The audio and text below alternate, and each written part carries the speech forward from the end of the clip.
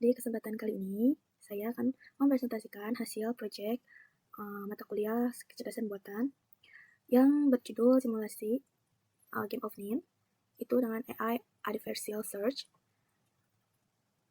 Nah, ini tuh game yang menggunakan algoritma min-max dan optimasi alpha-beta pruning berbasiskan web. Permainan zero sum yang saya pilih, Game of NIM, dengan menggunakan konfigurasi 3 layer objek yang masing-masing berisi 3, 5, dan 7 buah batu. Nah, project ini itu sudah saya deploy, jadi bisa diakses secara publik dan kapan saja secara real time melalui gameofname.my.id. Nah, ini adalah tampilannya. Tampilan pertamanya seperti ini. Kita langsung coba dulu aja ya. Nah, di sini aturannya itu pemain akan bergantian. Jadi human, dan di sini tuh ada human, ada juga AI. Nah, ini tuh kita mengambil sejumlah batu, di mana pengambilannya itu hanya boleh dilakukan dari satu tumpukan yang sama. Jadi boleh ambil 1, boleh ambil 2, boleh ambil 3, asal di tumpukan yang sama. Nih, kalau A misalkan mau ambil 2, ya cuma A, di tumpukan A aja, gak bisa dari A1, B1 itu nggak bisa. Nah, di sini tuh menggunakan aturan normal play convention, di mana pemain yang berhasil mengambil batu terakhir akan dinyatakan sebagai pemenang. Di sini, di sebelah kiri itu ada kontrol simulasi. Di sini menyediakan 2 fitur utama yang mempengaruhi performa berpikir si AI-nya, si lawan main kita. Yang pertama itu ada kedalaman pencarian atau depth. Nah, ini tuh berfungsi untuk menentukan seberapa jauh si AI ini tuh dapat melangkah ke depannya. Terus yang kedua di sini ada checkbox, gunakan alpha beta pruning. Kalau misalkan kita nggak di checklist, maka dia akan ke min-max murni, kayak gitu. Kita coba dari kedalaman pencariannya yang ke 1 dulu. Giliran pertama itu selalu di kita ya, di human. Di sini juga ada not dievaluasinya. Kita coba ini pencarian tanpa alpha beta pruning, atau kita mode min-max murni ya. Kita contoh ambil 1. Nah, AI-nya akan pilih ini 14 not dievaluasi. Ini di sini muncul si visualisasi gamenya. Tuh. Ini kita coba kedalamannya yang kedua. Kita ambil 2. Next.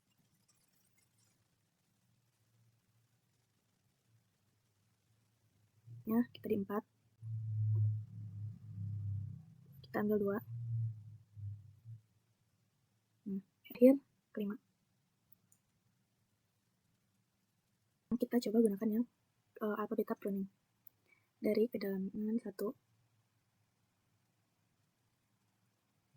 Kalau dari sini kelihatannya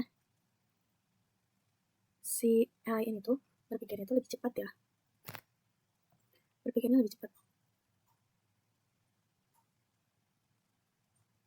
3. Keempat. Nah, sini dimulai dari depth keempat. Itu AI itu bakal sering menang kalau dari apa yang saya uji sebelumnya. Kayak gitu juga. Di alpha beta pruning itu, si kedalaman 4, 5, itu tuh si AI itu lebih sering menang gitu. Nah, dari sini terlihat ya, tidak ada galat fungsional sistem. Jadi interaksinya juga ada pergantian gilirannya otomatis, hingga pembaruan sisa batu, terus pembaruan status, nah evaluasi itu berbeda-beda ya. Kecuali tadi ketika kita menang, itu hasil akhirnya itu selalu 4. Nah, oleh karena itu si aplikasi sistem ini tuh berhasil. Di sini yang ini root node ini tuh untuk node teratas giliran AI waktu main. Ini tuh AI ya. Nah, dia punya 2 cabang successors. Yang pertama itu dia mengambil 1 batu yang membawa ke node hijau ini, 010 sebagai fungsi min. Terus yang kedua, dia mengambil 2 batu sekaligus, jadi menuju ke terminal node 000. Nah, prinsip kerja min-max murni itu melakukan penelusuran secara menyeluruh ke semua cabang terminal.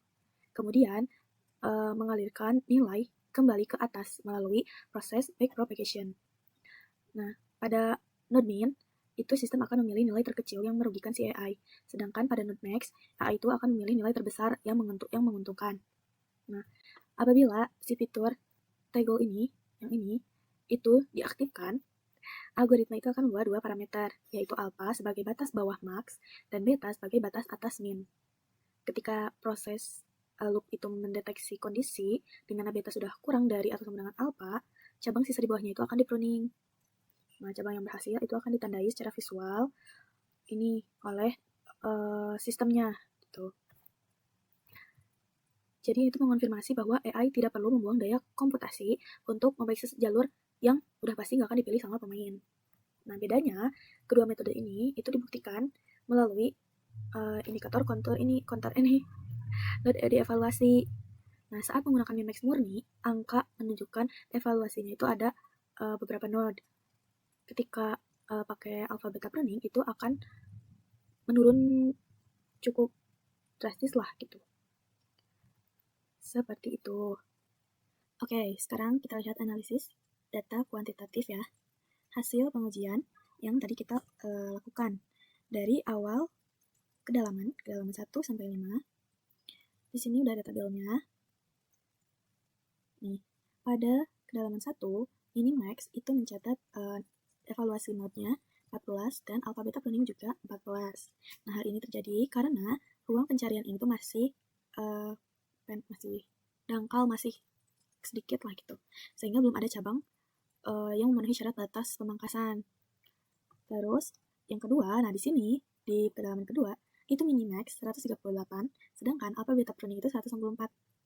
Ini lebih besar alpha beta pruning ya. Nah, hal ini itu wajar karena adanya computational overhead. Nah, algoritma alpha beta ini memerlukan alokasi memori tambahan untuk melacak parameter batas atas dan bawah terus-menerus. Nah, karena pada depth kedua ini belum ada cabang pohon yang dipangkas. Kayak gitu. Sehingga pencatatan struktur node-nya itu lebih padat. Nah, efisiensi dari alpha beta pruning ini itu dimulai dari kedalaman ketiga. Nah, di sini minimax itu dia langsung naik drastis gitu. Langsung dari ratusan langsung ke 1000. Bahkan ini nggak masuk ke 900, tapi dia langsung ke 1000. Setelah itu lanjut ke 5000, lalu yang terakhir itu 43.000. Itu benar-benar naik secara drastis. Sedangkan di alpha beta pruning, dia malah semakin nggak terlalu naik, nggak terlalu jauh.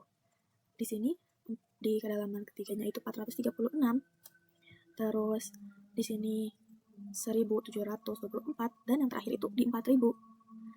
Nah, ini itu tanpa adanya optimasi. Algoritma Minimax murni itu dipaksa melakukan kombinatorial dengan mengevaluasi 43.994 node. Sedangkan kalau kita mengaktifkan alpha beta pruning, itu berhasil memotong jalur pencarian yang tidak efektif dan hanya mengevaluasi 4.211 node aja. Nah, analisis ini membuktikan bahwa pada kedalaman maksimal, optimasi alpha beta pruning sukses memangkas ruang pencarian hingga sebesar 90,42%. Memastikan aplikasi tetap dapat berjalan secara efisien dan ringan tanpa mengalami freeze. Seperti itu. Kesimpulannya, implementasi metode pencarian adversarial ini pada Game of Name berhasil diwujudkan. Melalui proyek ini dibuktikan bahwa algoritma melalui pemangkasan matematika sangat krusial menghemat alokasi memori dan menjaga kecepatan eksekusi. Nah, di sini ada tantangannya ketika mengerjakan proyek ini, yaitu sinkronisasi data ID node grafis secara dinamis dalam fungsi rekursif minimax agar dapat dipetakan dengan tepat tanpa merusak struktur pohon keputusan aslinya. Nah, masalah ini diatasi dengan menerapkan skema penomoran counter global yang melacak hierarki visual secara independen.